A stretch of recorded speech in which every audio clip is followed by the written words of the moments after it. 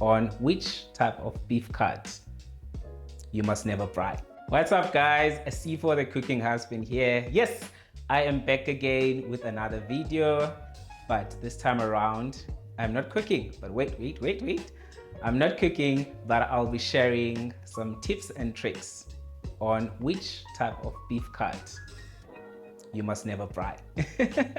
Yep, something really interesting, and I think something that's going to be really helpful to the people out there when you're going to invite your friends, your family over for the braai. Which cuts you must avoid and which cuts are good to braai. But on this video specifically, I'm going to be focusing on which cuts you must never braai. Just one personal thing I really like to ask you guys to make sure that you hit the subscribe button, turn on the notifications. Let's grow the Nyamarian community. Let's make sure that other people that are not aware of this platform are aware of it, as I think it's really beneficial, also educational, also entertaining, to also help people to get the recipes. So yeah, if you already have subscribed, thank you so much from the bottom of my heart. I really appreciate it. But if you haven't, just make sure that you click that subscribe button, you like, you comment, of course, engage, and turn on those notifications. Enkosi guys. So what is braai, guys? I'm a South African cook. So this side in South Africa, what you would call your barbecue or grill, we refer to it as a braai. So braai is having a barbecue. So which beef cuts or pieces of meat you must never barbecue. We're just going to be breaking down why you must not braai a certain piece or cut of steak. And why do we do this? Have you seen when you go to a butchery and you walk in and you're so confused? It's like, which piece or cut of meat must I get? My friends are coming through, my family are coming through, and I want to impress them with this delicious braai. But then it can all go wrong if you choose the wrong cut of meat. It can be tough or very difficult to chew, or really not palatable, or the flavor might not be there. So today C4 is here to just break things down for you, make it easy hopefully for you the next time you go to your butcher and buy meat for braai, so that it becomes easy. Someone might be asking, why are you going to be concerned in terms of what meat cut must be braai? Meat is meat. Yeah, that's what you think. Today, after watching the full video, you'll realize that no, meat is not meat. Meat is supposed to be treated differently, be it you're braaiing, roasting, or just cooking. So yeah, I'm just gonna come and simplify things for you by just picking that route of saying which cuts do not belong on a braai stand. What you do with this info is up to you. You can either use it to your advantage or just pass and say, you know what, I'll still use my own rules. But trust me, this is going to really help you, especially for those guys that are serious about meat and serious about impressing their loved ones or friends when they're hosting, making sure that people leave with like that memories, like, C4's braai was really good. The meat was really good, really soft. I enjoyed everything. So yeah, it definitely is important for those ones who love meat, like me, Nyamarians of course. So just simple basics. You're going to your butchery, you want to pick the perfect cuts of meat for your braai. So today I'm going to do the opposite, whereby I'm just going to tell you which cuts not to pick. So when you walk in, you can just walk confidently and say, no, I definitely do not want that piece because C4 said X, Y, and Z. And just because some butcheries are offering these cuts for braai, it doesn't mean we must buy them. Okay, first one on the list, beef short ribs. Beef short ribs, really delicious, really flavorful, but I do not recommend them to be on your braai.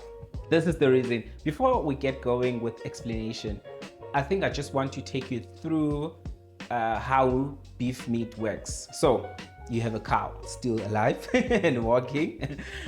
The muscles that are working most of the time, so when you slaughter now that cow, those muscles or muscles in those areas that work a lot when the cow is still alive grazing are gonna be amongst the least that I'll mention here today. Because what happens with those muscles, because they're working out, just like you as a human, when you're working out, they're really tough, they really worked, and they're like muscular and really, really tough. So when it comes to cooking them, they need a longer period of time for you to just break down that connective tissue or your muscle. So that's the concept we're going with. So just to understand the science behind this, guys. I'm not just taking this to the top of my head, but yeah, there's science behind this. Short ribs. Why beef short ribs must not go on your braai stand? Really, really tough meat. It really needs like a long period of time to break down that muscle, that connective tissue. So I'll definitely recommend you slow cook that, braise it, roast it. It's really gonna come out nice, flavorful, really tender after cooking it for like longer period of time. Slow cook it for 4 hours, 6 hours. It depends on you what softness you're going for. But what happens when you then put it on a braai? It's tough. You've seen, you know, those little pieces of ribs, and then it's a strip, nice strip. But when you bite into that, it's really, really tough. So I wouldn't recommend for you to braai beef short ribs. Can smoke them though. Smoke, slow cook, braise. Next up is your beef shank, or what you call it is a shin. This cut, guys, is really, really tough.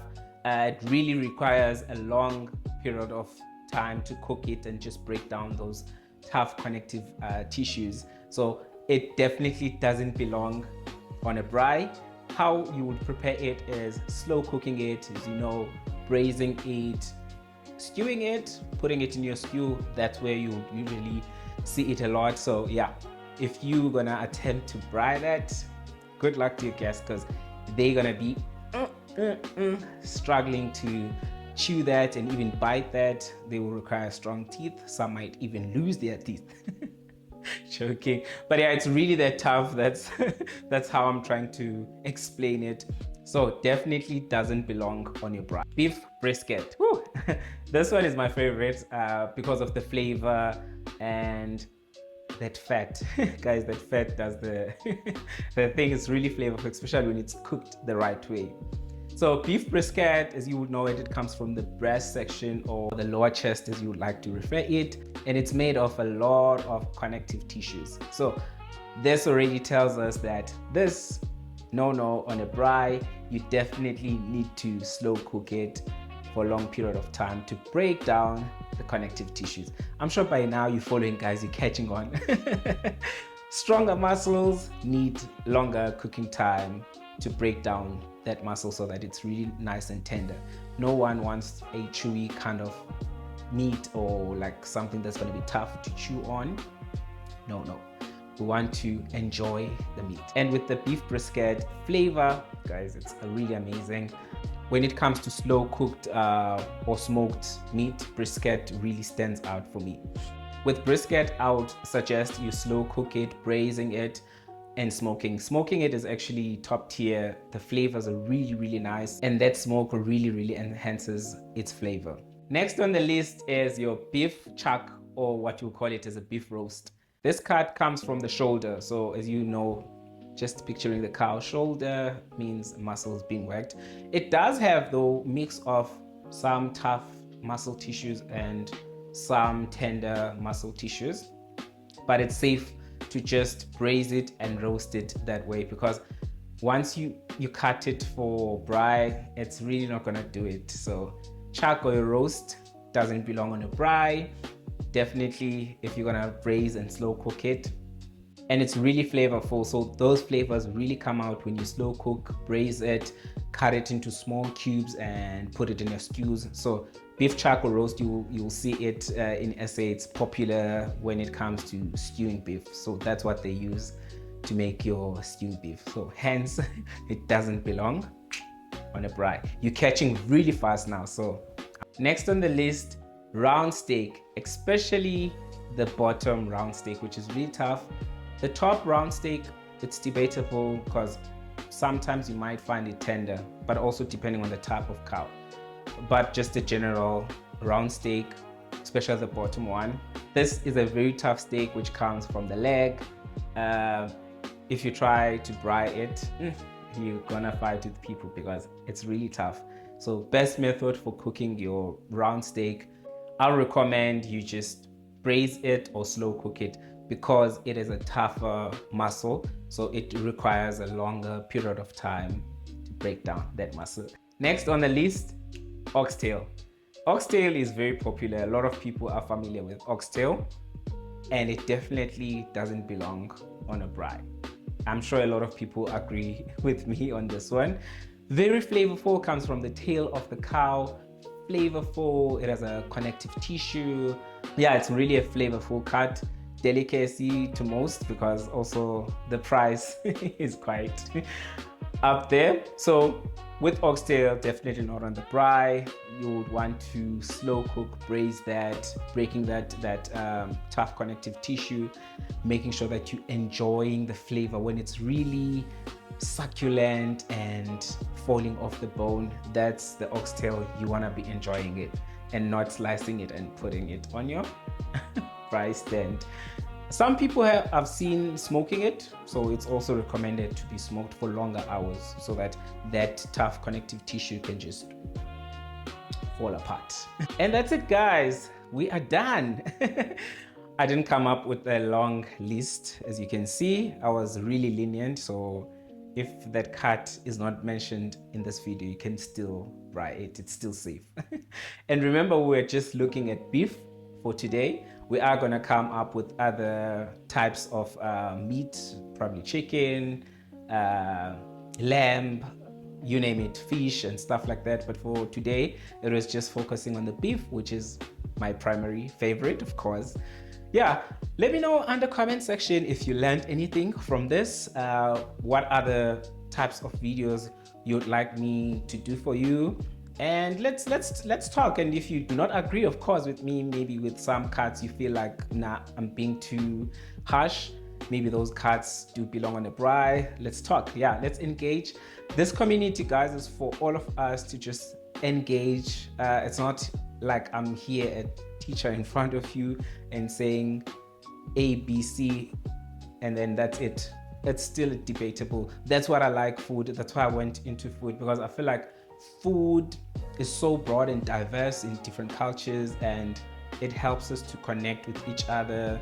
And it's always good when we disagree or do not see eye to eye when it comes to specific recipes, but it's always nice when we learn that, okay, because of X, Y, and Z. I know there's a lot of topics we can cover, like some people say a potjie is a specific, cooked in a specific way.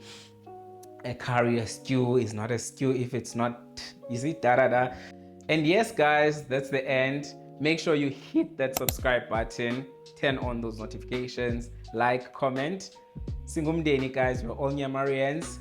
Enkosi kakhulu for the support. And yeah, let's keep on growing this community. Nyamarians, meat lovers. Just make sure that it reaches other people. So if you know someone who would really benefit from this, tag them, send the link to them. Let's grow the community. Enkosi kakhulu. Umaduna umsuthu jiyani gubevu nokhala uyabulela kakhulu. Till next time, I'm out.